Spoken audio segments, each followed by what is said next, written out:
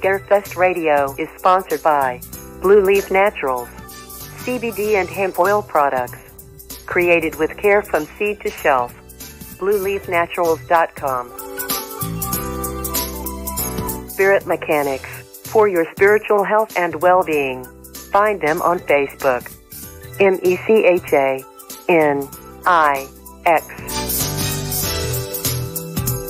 And by Coyote Chris Sutton, bringing light to the darkest places. CoyoteChris.com.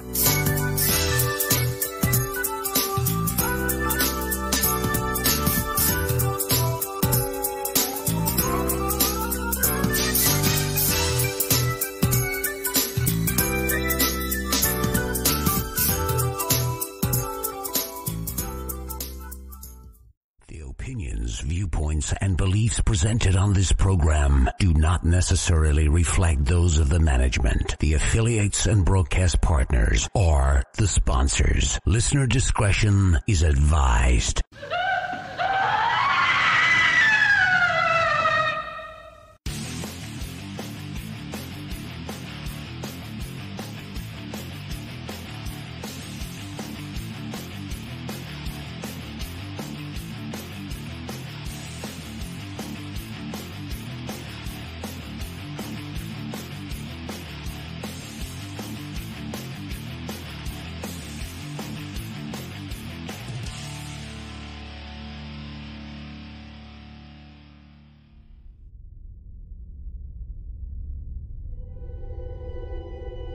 And what of your husband? What do you approve of his pretty young wife tending a gaggle of unfortunates? What's alchemy? Miss Lena told me about it. It's just a bit of fun, ma'am. Potions and spells. It's blasphemy. Who's he? He arrived in the dead of night. Where are you from? The servants of the divine, where the fairies had conjured a being of pure evil. We're all of us in the gravest of danger. Lena! Nicholas! They called this beast the Krampus. Come forth, child of darkness, and do my bidding. You can still save the children.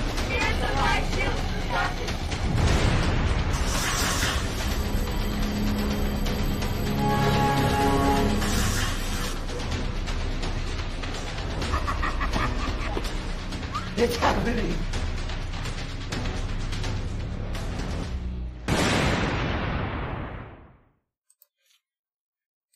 And hello and welcome everyone to Scarefest Radio, the original, I cannot talk tonight, I'll explain why in a minute. The original broadcast date is March 8th, 2019. Our guest tonight is Maria Olson. She is an actress and producer, and just her IMDb list just freaks me the hell out. So we're gonna go over a lot of stuff tonight. I do need to remind everybody, if you're wanting to speak at the Scarefest, this is the last month to apply. We've actually got the first cut ready, but we still have some speaker slots that are open. So if you want to speak, you need to get your application in, or it's going to be too late, because we've actually, with the remodeling at the convention center, we're actually short a room or two, so we won't be able to fit in as many seminars as we usually do. I've not talked about it a lot, but vendor applications. We're also, because we have less floor space, vendor applications are going, you better get your vendor application. We're going to sell out a vendor booth this year. We haven't sold out yet, but it is going to, I have no doubt that it's going to happen, just because we've had to shuffle stuff around and to get it as much floor space as we can out of what we have to work with. And finally, the Scarefest Radio gift shop. Stop by, get a $5 t-shirt. We've got t-shirts, we've got Jack Daniels merchandise, we've got Scarefest Radio t-shirts, we got a lot of stuff. Go take a look at it, scarefestradio.com, click gift shop, and that's what I got. Now I'm going to explain to everybody why I'm so frazzled tonight.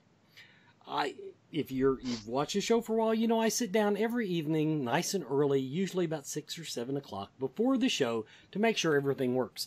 Well, Windows Update had non-consensual sex with my computer today, and nothing worked. I went to listen to make sure all the audio worked and everything. Nothing worked. Windows Update had completely rewritten my entire program that I used to do the show on, and I spent the best part of 2 hours just getting stuff to work. So I'm just totally off my game now. It's going to mess me up all night. I just know it. We will give away a 3-day pass tonight, a 3-day pass to the Scarefest 2019, Scarefest XII, Scarefest 12. We'll do that at the half-hour mark. We will do it on the Facebook page, the Facebook business page, the main page that says The Scarefest. I'll do a special post at some point during the first hour, so you will know, first half hour, so you'll know where that is. Now, without further ado, and I do want to say, I better say, Jason Boyd is my co-host tonight. Hello, Jason. Welcome back to the show. Always a pleasure. Apparently, doing the show is the only thing Jason can pull off without going to the hospital. Everything else, there's some emergency room visit, but he's always here for his co-host spot. You got to give the man that. I mean, I figured if as long as the docs keep stitching me back together and putting in, other organs and stuff from other corpses, I'll be okay. That tape. What's the name of that tape that they advertise on TV? It'll stop anything, Jason. If it comes down to it, that rubberized tape that they the stuff that happens in the boat and it keeps the boat afloat. Yeah. If it'll seal a boat, it'll do wonders for your little problems. Okay, now I think they may or may have used that already, but I'm not sure. So, all right, Maria Olson. I'm sure you had no idea what you were getting yourself into. Welcome to the show. Thank you so much, Wes. And no, I had no idea. Now, my first question, right out of the gate, I looked at your IMDb page. I looked at your Wikipedia page. 2005. That's when you appeared in the States, and by 2008, you were working your ass off with just an ungodly career since then. What the hell were you doing for the first part of your life? You pop onto the Hollywood scene and stay busy after that. Yeah, I was in East London, South Africa until January 2005 when I came out to Los Angeles. I did a whole bunch of theater, like 50 shows and musicals and a little bit of radio. And I also was a bankruptcy trustee with one of the top 5 accounting firms, PricewaterhouseCoopers. So I have a varied and different background. Yeah, but when I got to Los Angeles, I did theater for a year, and then I was like, no, I need to do film. I've been wanting to do film all my life, and I'm here now in LA. And then I just decided to do film, and well, here we are doing film. And apparently you're damn good at it. It caught me by surprise because Wikipedia, that's like your headline. Moved to the States in 2005, and then I look over at your IMDb page, and then from 2008 on, you are consistently busy. So the question I'm going to ask you is, do you even own a home? Because it doesn't look to me like you to do that much over the course of your career. Over 150 features and shorts, I believe, is the number that they were throwing around. Is that about right? No, it's about 220 right now, but some are in development, so it's 203, I think, on the front page. Yeah. Oh, so it went the other way. Okay, the math boggles me. The math boggles me. How?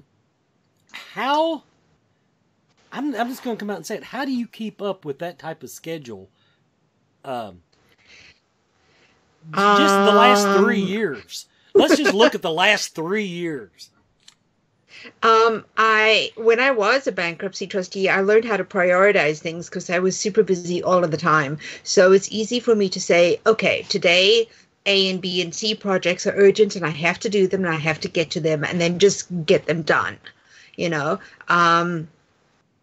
If I've given deadlines and things, I'm absolutely fine. If I'm given open-ended, just get to it when you can, then I crash and burn all the time. But it's just knowing what has to be done and then just finding time to do it. That's what I do. Now, this week I did my homework. I watched Painkiller. Yeah, Painkiller. All the creatures were stirring. I didn't get around to Krampus Origins, but those were the 3 most recent things that had hit streaming. And Now, your parts in those two, I wish I'd watched Krampus because you obviously had a much bigger part in that.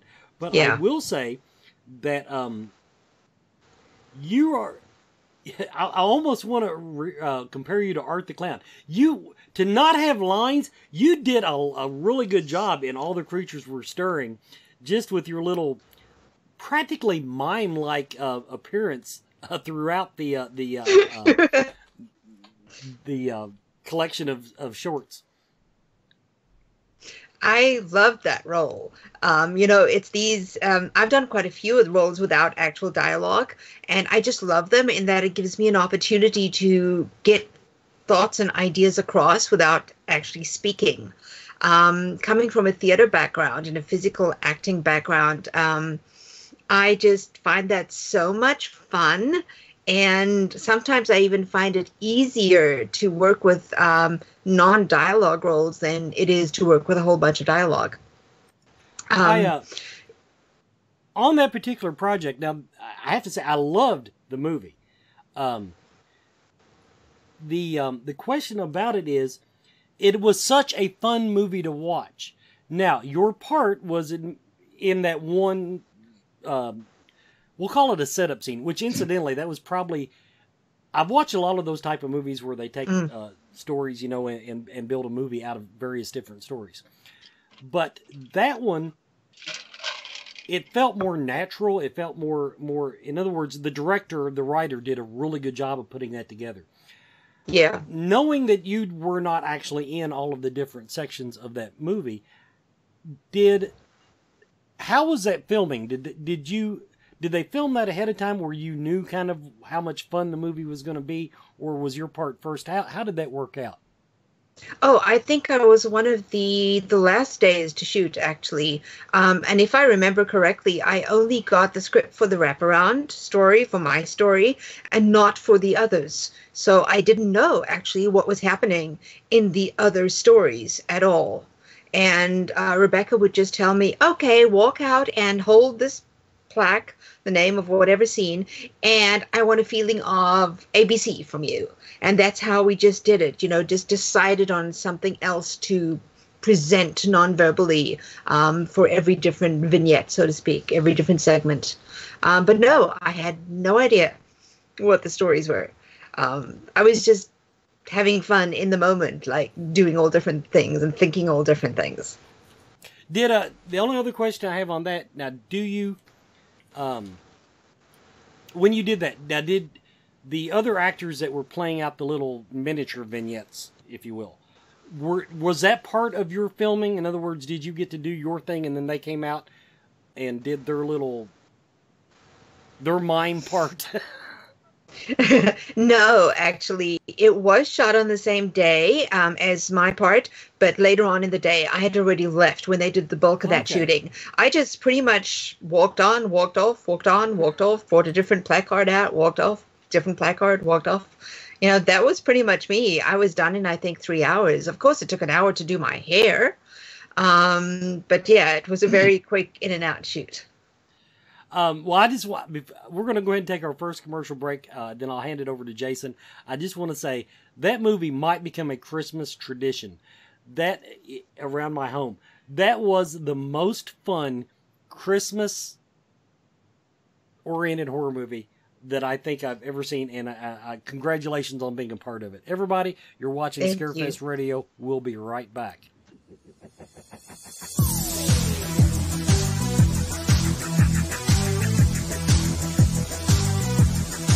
Have you checked out the Mama Ruby's family of metaphysical and spiritual shows?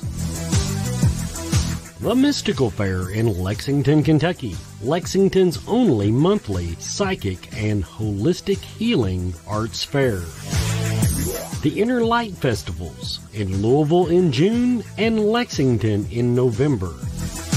And watch for Mama Ruby's Expo coming in 2020. Plus, Mama Ruby's Meta Lecture Series, featuring interesting guests speaking on fascinating subjects. Start your journey now at mamarubies.com for more information.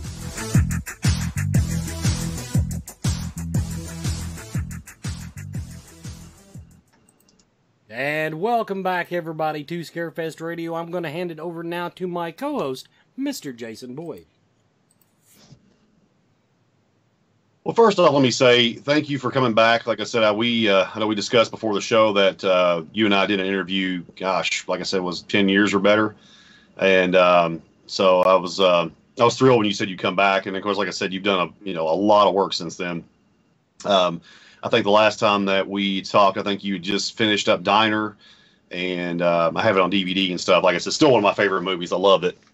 And Wes stole some of my questions, so I'm going to kind of word some of mine differently. But as far as, like, when you were a kid, what did you see yourself as being an actress? Did you want to do acting? And, I mean, what inspired you to do it? I used to watch like a ton of movies. I've always loved watching movies. And I used to like really look at the performances of like actresses, huge big name actresses that I looked up to, like Jodie Foster and Jane Fonda and people like that. And I wanted to be what they were in the film. Like Agnes of God, Jane Fonda was a psychiatrist. I wanted to be that all of a sudden. And then Kathleen Turner, she was a writer in Romancing the Stone. I wanted to be that. And then finally I figured out that no, I didn't want to be what they were in the film. I wanted to do what they did, the actresses did in life, and just like go from film to film and take on different characters and things like that. I was very far from the small but growing film industry in South Africa at that time. So I was like, all right, what are my choices? And my choice was stage. So I literally started doing straight plays and musicals and everything in between. And that's how I sort of cut my teeth in the acting world. I've been on stage since I was 6, but I was doing dance shows until mid-high school. But from then on, I just did any play or musical that I could actually find and just didn't stop.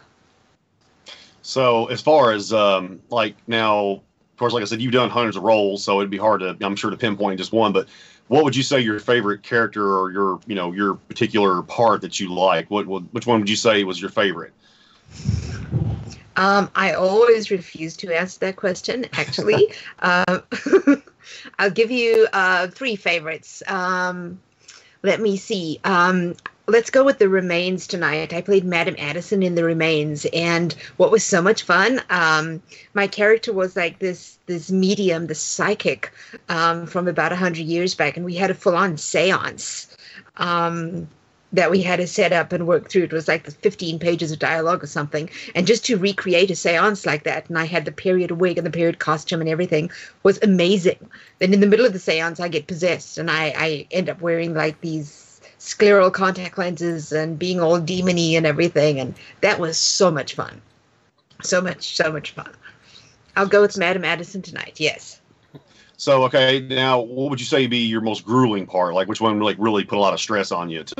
I mean, whether from like an actual costume standpoint or just like from a mental getting into the character standpoint.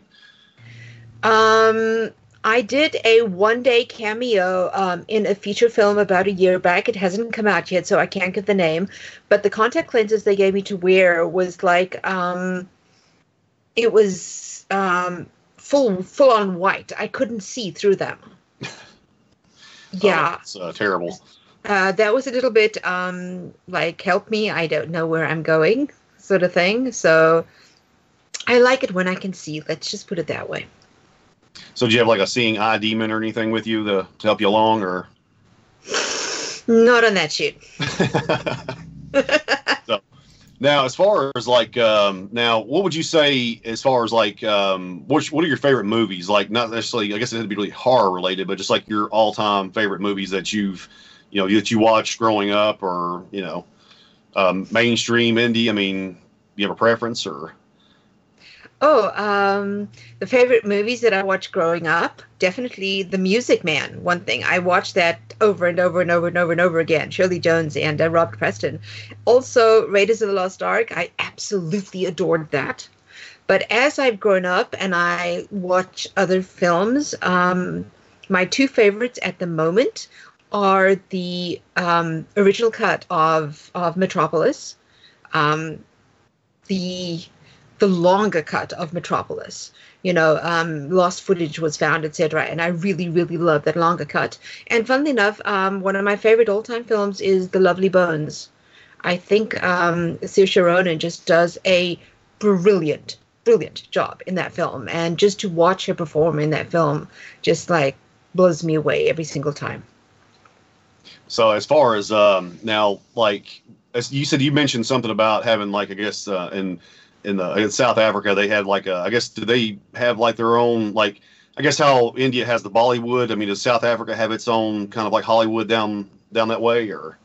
I'm not sure, actually, because I haven't actually worked in the country since I left. I've been back, but I haven't shot a film there yet.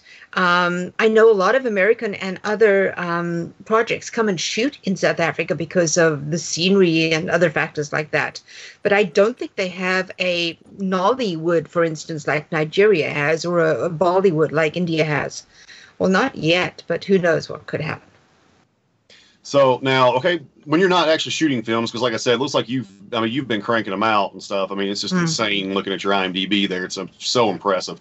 What do you do for like in your spare time? Like do you have hobbies or things that you like to do outside of acting, or? Oh, absolutely. I also have a knitting business. I knit scarves and I knit blankets and things like that I sell through my online shop. In fact, I'm busy, making another blanket right now. Nice. For an order, yes. And that really calms me. I can put on Netflix or Amazon Prime or DVD or whatever and just sit and watch something and just work on my knitting projects. And it just calms my mind. All the stress from the shoots and the scheduling, the constant stress from scheduling, just floats away. And I can just relax and block the world out for a couple hours, which is sometimes a really good thing to do.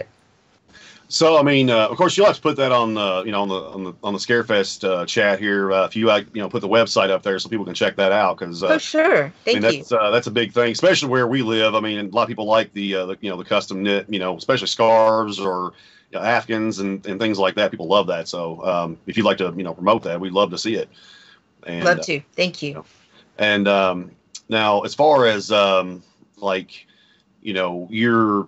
said that you.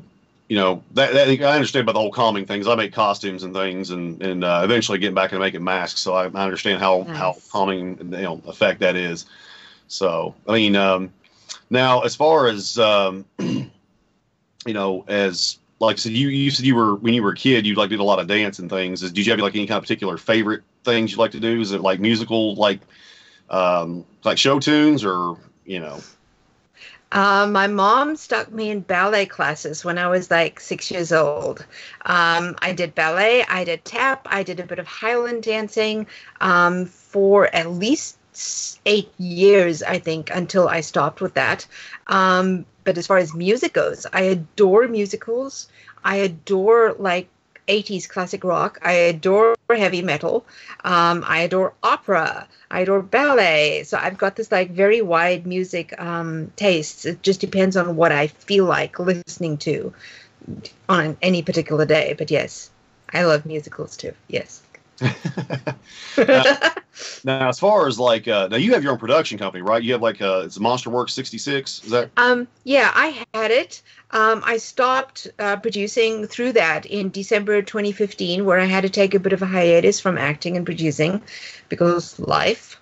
And I haven't taken up producing again yet because I've just been inundated with acting projects that I haven't really had the time to promote to producing, which is very, very time consuming. But the films that I did help co-produce are mostly all out there and available and award winning and wonderful things like that. So I'm very proud of them.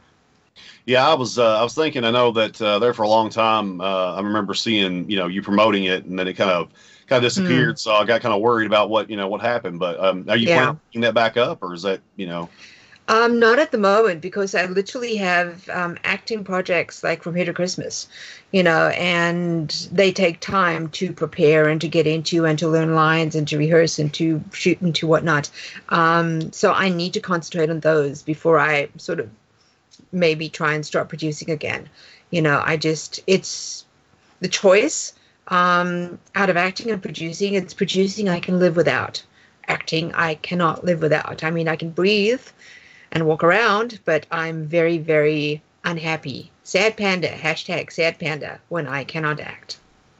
Yeah, and I would say, being, like I said, again, looking at your IMDb, which, if you guys listening, check her IMDb out. Like I said, there's a lot of fantastic movies. And like I said, I know I rant and rave about Diner because that is one of my favorites. That was like one of the first. I think it was the first DVD I bought that had you in it. So, and it's still one of my favorites. Actually, it sits right close to my favorite zombie. I have like a little section quarantined off. That's my favorites on my shelf. So that one's like in my favorites there. So, but now as far as like your current works and everything, do you have some things that's already out that you like to promote that,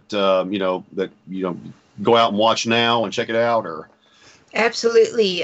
We saw the trailer for Krampus Origins. That's been out from November. So if you haven't caught that one yet, even though it isn't Christmas, do so.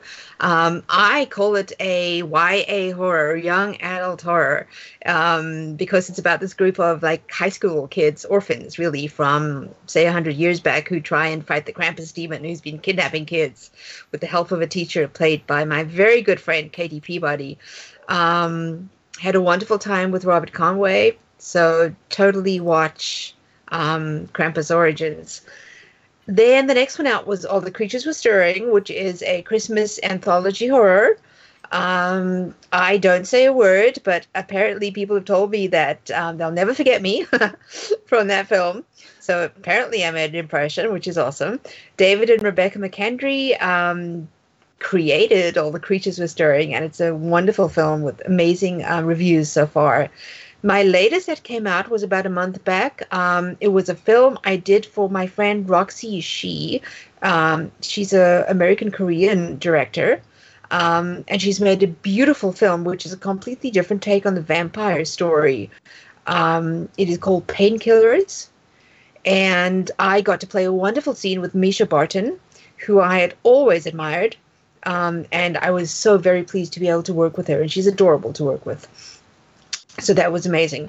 That one came out about a month back, and as far as I remember, last time we looked, it was sitting at 80% fresh on Rotten Tomatoes, which is awesome. Oh, yeah. So, yeah, go and grab that one. It's out on all, like, VOD platforms, etc., etc. So, yeah, those are the three that recently came out. To mainstream. I have several that are on the festival circuit right now, and of course a couple in post-production and other things. Ha ha ha. Yes. So, like, as far as, like, say if somebody wanted to go out and check out some of your best works, where would you think they would find that? Would it be on like Netflix or Amazon Prime, or is it kind of all over? I would go with Amazon Prime right now, or just Amazon. A lot of my stuff was on Netflix, but they rotate so quickly that it disappears, And also, there's a lot of my stuff on Full Moon, their Full Moon streaming channel. I did trophy hits for them. I did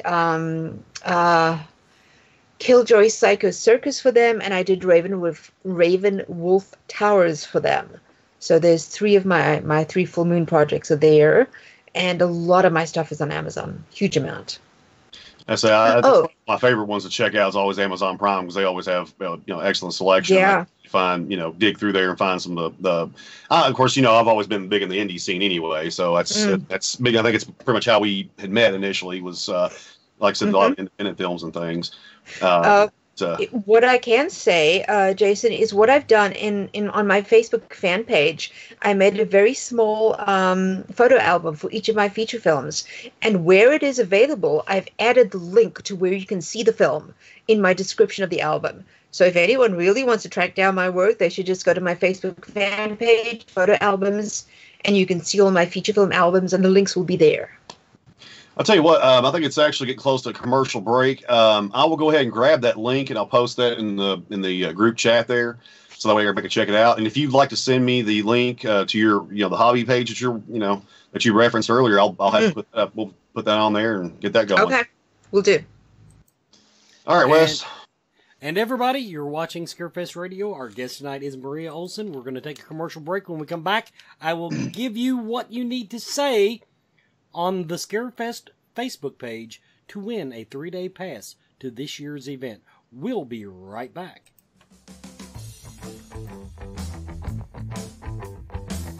Do you feel lost in life? Do you seem to be stuck in emotions that are not yours? Is your home not the sanctuary it should be? Contact Spirit Mechanics, where they take a team approach to your metaphysical and spiritual problems. Spirit Mechanics specializes in aura cleansing, stone attunement, attachment removal, and house cleansings. Spirit Mechanics tailors their approach to your individual spiritual path and needs. Find them every month at Lexington, Kentucky's Mystical Fair, mysticalfairlex.com, or on Facebook by searching Spirit Mechanics, that's MECHANIX. Spirit Mechanics, for your spiritual health and well-being.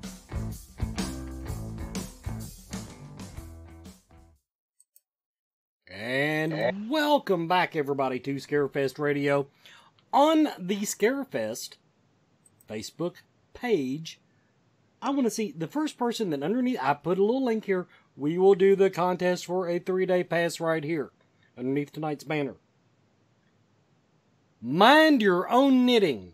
Tonight's phrase is mind your own knitting in honor of Maria's hobby.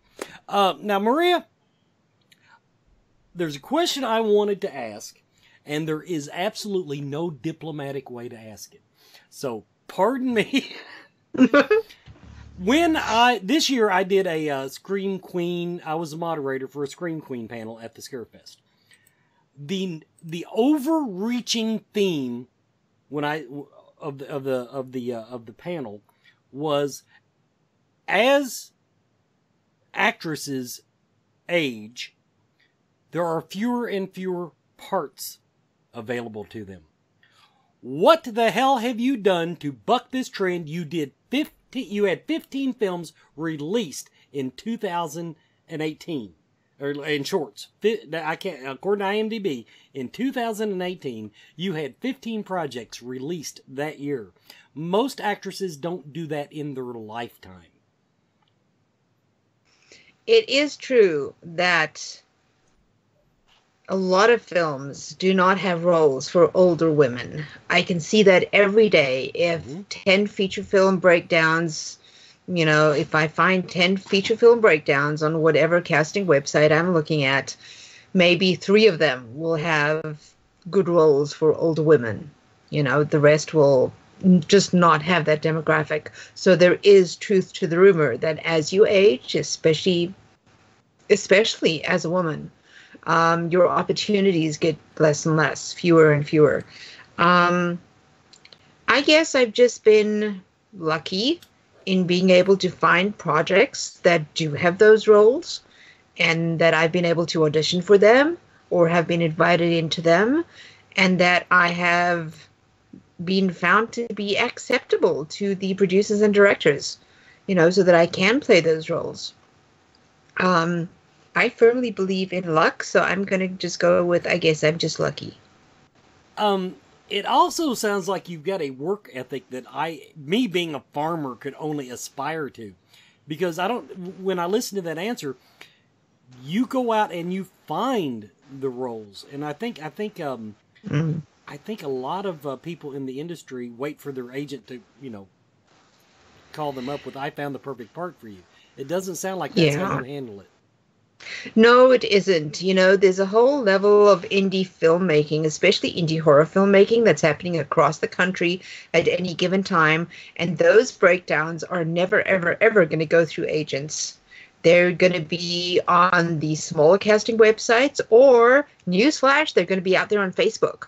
And they're out there for people to find if you just put the hours in to look for them. And when I submit for roles that suit me, I am lucky that I have recognizable credits. So that'll either, get me one of 2 responses. Either, hey, yeah, we like what you do. Please audition for this role for us. Or, hey, wow, we love what you do. Would you like this role? Obviously, I like option B more than I do option A. But option A is fine. As long as someone gives me an opportunity for something, I am happy.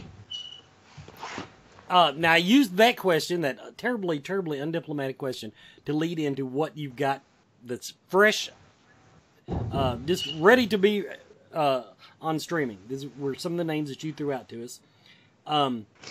Beast of Our Fathers. What can you tell? Any of these you can't tell me about, just say go move to the next one. But I want to hear about what can we expect Beast of Our Fathers? Tell us a little bit about that project. At the moment, Beast of Our Fathers has a locked cut, and they're just doing things like color correction, sound design, score. We shot it in Lisbon, Ohio in October in very, very, very cold days, and wet and rainy days in the woods. Yay. But it's about an FBI agent who travels back to the small town in Ohio where you grew up to investigate a mysterious series of murders in the woods. And believe me when I tell you, he finds way more than he bargains for. So yes, that's that one. Next out of the gate, I think what I love more about these horror films, more than the names of them, they just bring all this beautiful imagery to mind. Sunday Night Slaughter. The Sunday Night Slaughter is an anthology horror film that I originally was co-producing with my good friend Edward Payson of an Anti-Hero production. And then when I stopped producing, I just had to step back and he sort of took over the entire project. I actually did some ADR for him yesterday on my role in that film. So it is nearing the end of post-production, and hopefully we'll be able to start entering festivals and things like that towards the end of the year.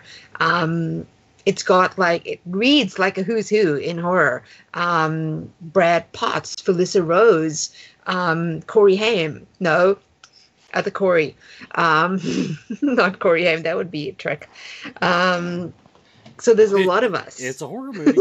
Well, yeah, but no. So yeah, there's a lot of us in it. The next question, this is kind of an opinion thing.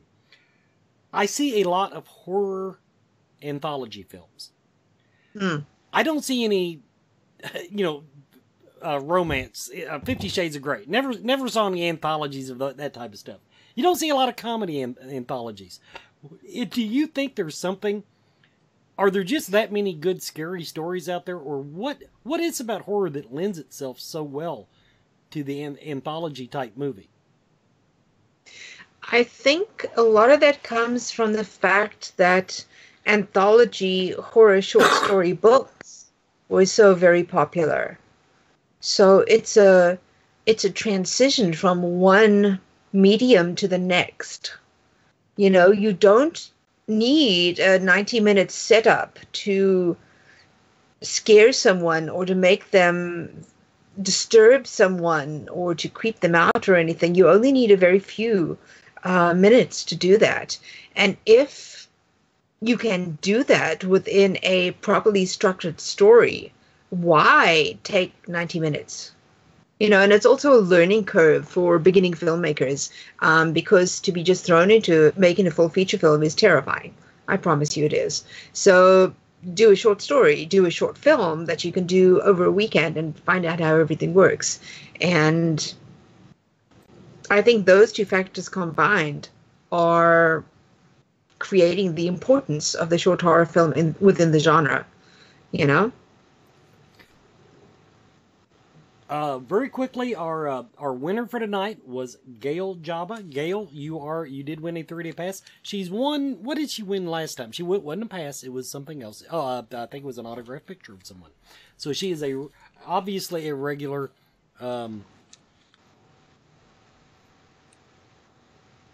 She won the concert. She might have won the concert tickets. Maybe that's what it doesn't matter. It doesn't matter. So she is our winner tonight. Hit it right off the bat. I am going to toss it over now to Jason. All right. So now, is there something as far as in terms of movies and stuff? Is there a role or a movie or say maybe like you said a story? Is there something that you've always wanted to do but haven't done yet? Or I really like doing things that are different. I love playing complex, emotionally layered roles. I love playing roles without any dialogue because I like the physical expression that roles like that call for. but I've had an idea in my mind for a long, long time about a character that I would love to play, and that I would, when I have 2 seconds together, love to write a script for. In like the horror movies of old, there's the character Igor, and it's usually some small, misshapen character who wanders around after the mad scientist. Well, I sort of reimagined Igor as a woman, and I love horror comedy, as you probably saw from Diner, and I think it would just be so much fun to play a character like Igor and just like save the world or something like that. I don't know. There's something about physical horror comedy acting that just makes me very, very happy. So I want to bring Igor to the world at some stage. And I'm talking Yegore, Igor. So, like, I mean, now I agree. Like I said, it's something when I was growing up, I never thought would be, able to mesh, would be the comedy and the horror aspect of it. But I tell you, it's like some films like Diner and like, Shaun of the Dead. I mean, some of those really can pull that off. And I mean, it's amazing that they can do that with, because, you don't think blood and guts and zombies and murderers can actually be funny, but, they are. Now, as far as, as far as from like the fans, say somebody wanted to break into acting, what would you personally recommend? I mean, how would you say go about, breaking into acting? I would say start out with whatever you can get, like go on auditions, as many auditions as you can possibly get for theater, for film, whatever is closest to you, whatever you can find, so that you get experience and you get confidence within yourself. Once you find out what roles you are suited for, and that comes from seeing what roles you book and also seeing how you come across on screen, then you can refine your choices of what roles you put yourself up for, you submit to, because it helps if you submit for the correct type of roles. Otherwise, you're never even going to be called into audition. Classes, as much experience as you can have, and do not discount doing background work. You can learn a lot from background work. I did some in my time. Get a very good headshot. You need an amazing headshot in this business because most of it is done online now. And if your little tiny picture doesn't look good, doesn't pop, you're not even going to be called in. And get all of these things in place before you actually start looking for an agent or something, because agents usually like to see that people have experience and they know what they're doing before they sign you. Don't just jump into getting an agent or something like that. But of course, all of this presupposes that you cannot live without acting. If you think it might be a fun hobby, if you want to try it, if you're not sure, if you want to do it for the fame and fortune and celebrity red carpets, then just don't do it. That's not the game. The game is a lot of hard work, long hours, a lot of, I'm not going to say rejection, but I'm going to say missed opportunities maybe when you don't book something, because it's not rejection. You've got to get your mind right on that. It's a lot of stress, a lot of eating peanut butter and crackers when your employed friends go out for supper, So it's a huge time and money and dedication, effort, commitment. And if you don't have the willingness or the power to stay the distance, then just rather go into something that you love more. Yeah, so that's kind of where, I think a lot of people are, they think, like you said, they're kind of like, I think it'd be fun to do, or, I mean, you have you that is on the opposite end of the spectrum here that's dedicated to your craft and stuff, and it's just completely, admirable. And, I know some of my friends that were kind of like, I think it'd be fun, I don't think they realize, like you said, how much work really goes into it and how, how grueling it can be. And I mean, I've even heard friends of mine that were background characters in other movies. I mean, even that itself is grueling. They didn't have any acting parts. It was just, oh God, like you said, they were there. Yeah. I think it's time for a break wow. here. I think I might have to turn it back over to Wes here for a second. Okay. We'll be right back with more Scarefest Radio. Everyone is talking about CBD oil. Most of us know that CBD is a cannabis compound that has significant medical benefits, but does not make people high. Its benefits include pain relief, anti-seizure properties, anxiety relief, fights cancer, reduces the risk of diabetes, and it is even used as a sleep aid. Blue Leaf Naturals CBD and hemp products are full-spectrum hemp extract oils. They use only hemp grown in Kentucky, supporting Kentucky farmers and businesses and helping you and your family stay healthy and well. Blue Leaf Naturals, created with care from seed to shelf. Visit their website at blueleafnaturals.com. Blue Leaf Naturals, a Kentucky proud company.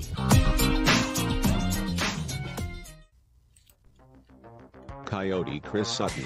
Shamanism. Spiritual advisement. Paranormal investigations. Inspirational presentations.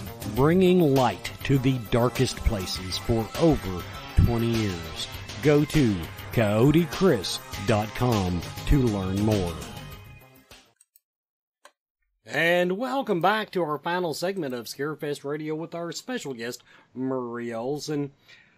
I just want to point out, before I ask my next question, Marie, you just described in your last answer to Jason why I'm a second-rate podcaster. I don't have the acting bug. I'm going to stay in my place and just dick up one thing at a time. I'm just going to dick up one thing at a time.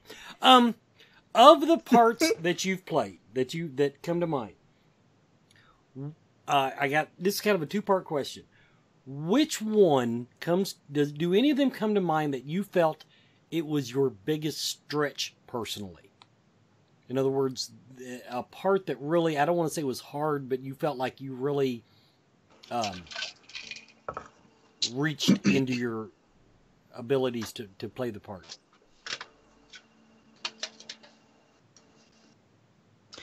I'm going to go with the role of Shavella in Fear Binds. It's a psych thriller I'm doing with my friend Natalie Lauer down in San Diego. And she approached me about the role when I was in South Africa, actually, in November. And she's like, this is something very different than what you've played before. She's like this high fashion, always well put together, sort of bossy, emotionally unavailable mother. There's no like grr, arg, zombies, werewolf thing that I usually play.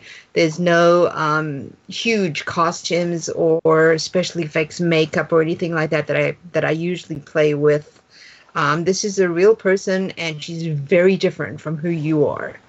And I'm like, ooh, that was me swallowing. Gulp. But I was like, sure, let me read the script. So I read the script that she sent over to me, and I really enjoyed the emotional connection that she had, or rather in her case didn't have, with her daughter, who Natalie actually plays. And I was like, you know what? I'm just going to jump into this and do the very best that I can. And if you look at my pictures in my Fear Binds photo album on Facebook, you'll see I'm in miniskirts and stockings and brightly colored clothing and this outrageous blonde curly wig. I look so different from what I usually do that I can look at those pictures and I can be like, wait, who is that? That's not me. So that was something very different to what I usually played, but I really had a good time doing it. Now, my next question, I hope it's not the same answer, otherwise I just blew my segment. This is something I actually should start asking the guests before they're on the air so that I can actually experience it for myself.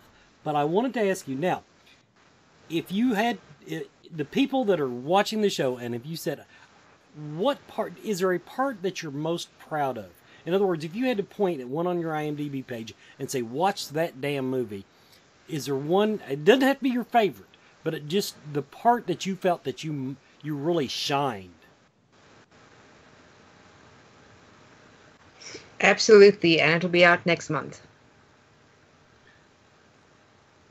Well, which one? Surely you can tell us which one. Can't even tell. Okay, everybody, anything that comes out next month.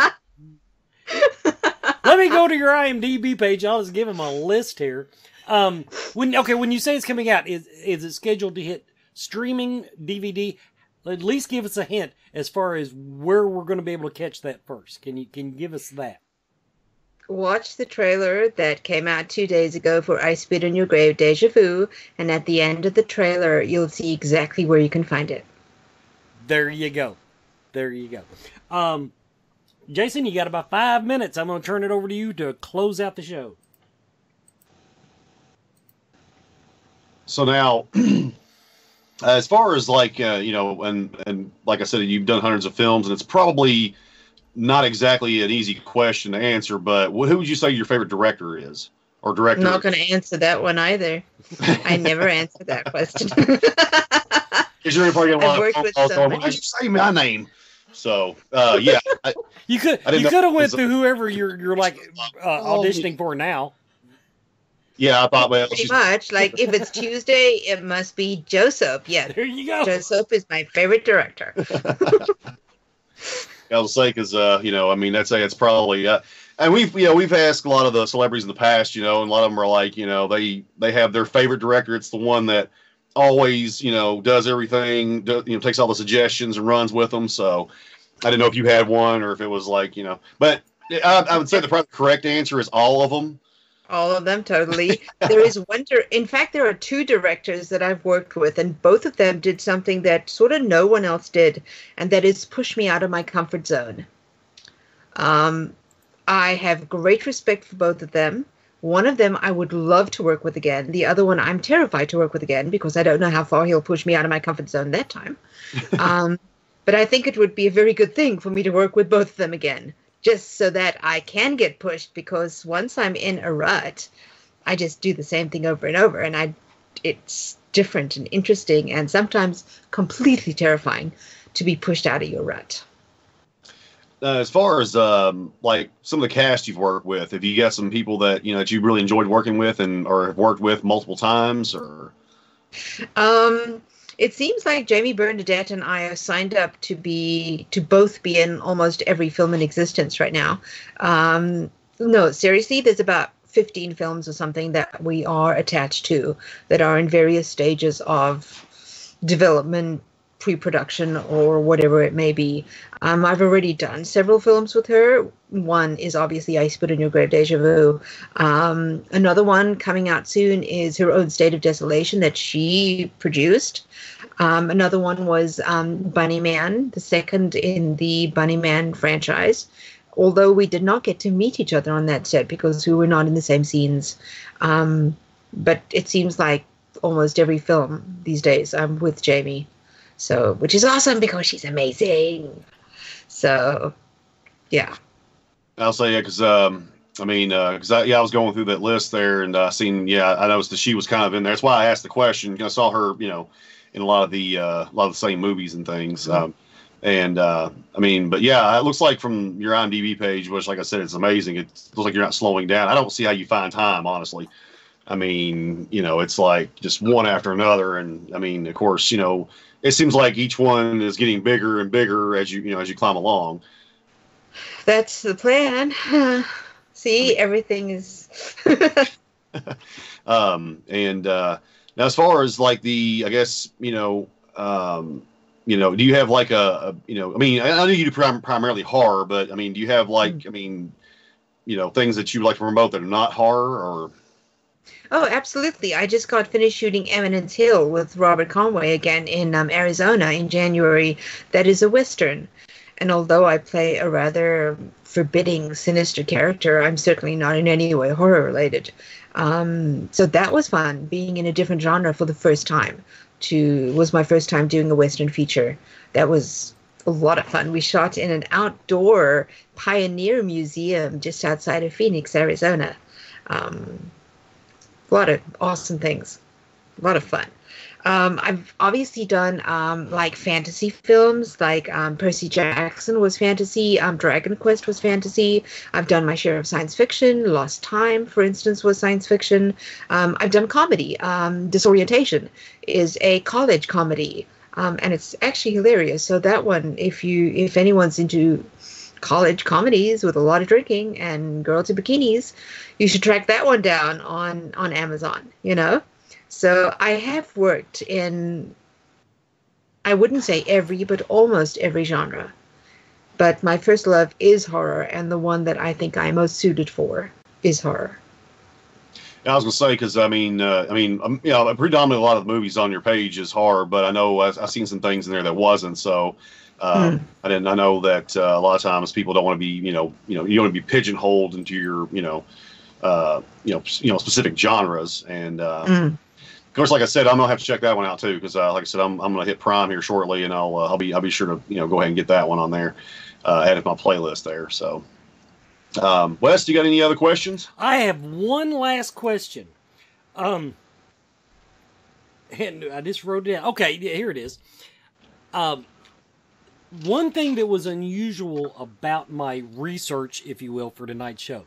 Usually when I go on Amazon Prime or whatever and search for my guest, whatever it is showing, I'll say it, I find some trash. And everything I watched for you was made very, very well. In other words, are you at that point in your career where you can set your standards high, or will you? Are you still taking? Are you just happy to be working? I guess that's the most diplomatic way to put that. I'm happy to be working. That's not to say I like being in bad films, but I do take pride in the fact that at least 3 of my films have been called the worst movie ever in the history of ever. But that's fine. Even if a project doesn't get completed, you've still made connections with filmmakers, with crew, with producers, with actors. So I don't really see it as time wasted, I like working on set. I like acting, and sometimes just auditioning will do it for me, and I will leave the audition room going, well, that was a good day's work. It doesn't matter if I get it or not. I've acted today in front of people. I've done what I love today. So I just like to work. I just like to act. Once again, there's that damn work ethic. I love it. Everybody, this has been Scarefest Radio. Maria, I want to thank you so much for coming on tonight. It's been great talking to you. It's been very interesting. And yes, I will be watching for these new projects coming out over the next 30 days so I can really see you shine. Thanks, everybody. Thank you so much for having me. It was awesome. Absolutely. Thank you so much, everybody. I want to thank you for watching. Congratulations, Gail Jabba. We will see you next week.